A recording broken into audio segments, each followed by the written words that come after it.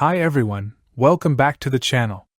Have you ever tried formatting a USB, external hard drive, or SD card, but Windows won't give you the option to use FAT32?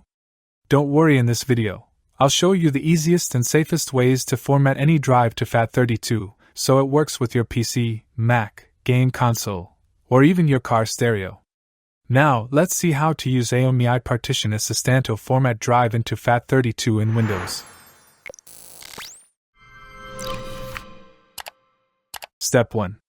In the main user interface, right-click the partition on USB flash drive or SD card and select Format Partition. Step 2. Set the file system of partition to FAT32 and then click OK button.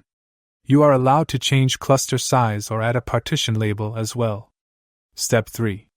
You'll return to the main interface, click Apply and proceed after confirmation.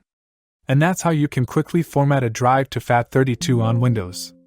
Whether it's a USB stick, an external hard drive, or an SD card, these methods will make your drive compatible with almost any device.